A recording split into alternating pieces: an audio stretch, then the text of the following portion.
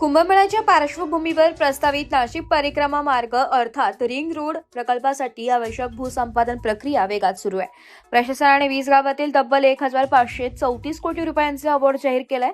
आतापर्यंत सुमारे 56 हेक्टरहून अधिक जागेची खरेदी देखील झाली आहे. थेट खरेदीने जागा देण्यास अनेक शेतकऱ्यांनी संमती दिलेली आहे, परंतु वडिलोपार्जित जमिनीत कुटुंबातील सर्व सदस्यांची लागणारी संमती तसेच पोट हिस्सा न पडल्याने सामूहिक गट असलेल्या ठिकाणी भूसंपादनाचे पैसे कोणाच्या खात्यात जमा करायचे हा प्रश्न निर्माण झालाय. भूसंपादनातील या प्रश्नावर जिल्हाधिकारी आयुष प्रसाद यांनी संयुक्त बँक खात्यांना पर्याय सुचवलाय.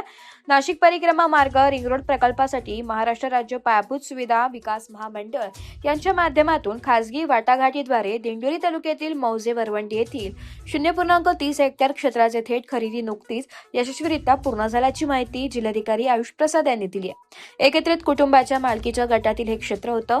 या खरेदी विक्रीसाठी संबंधित परिवारातील सदस्यांसह एकूण 19 जण उपस्थित होते. शासनाच्या महत्वाकांक्षी प्रकल्पाला संबंधितांनी सकारात्मक प्रतिसाद देत सहकार्य केलं. 66.15 किलोमीटर लांबीचा नाशिक परिक्रमा मार्ग 25 गावातून जाणार आहे. या प्रकल्पासाठी एकूण 365 हेक्टर खासगी जमीन संपादित केली जात आहे.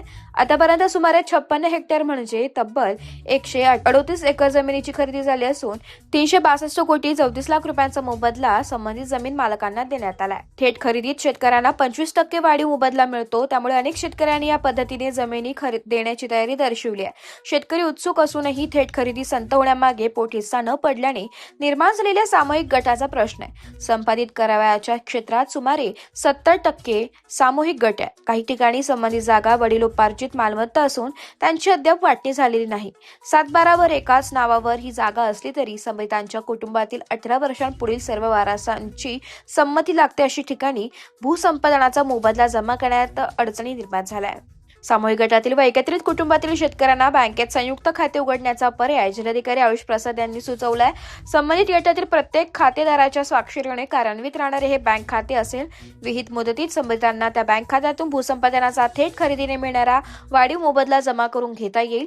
नंतर आपापसात समन्वयाने त्या मोबदल्याच्या विनियोगाबाबत निर्णय घेता येईल. आपापसातील अंतर्गत वाद मिटतील तेव्हा बँक खात्यातून पैसे काढता येतील. या माध्यमातून शेतकऱ्यांना सध्याच्या 25% वाढीव मोबदल्याचा लाभ मिळणार आहे. वृत्तसंकलन विभाग, एस मराठी न्यूज, नाशिक.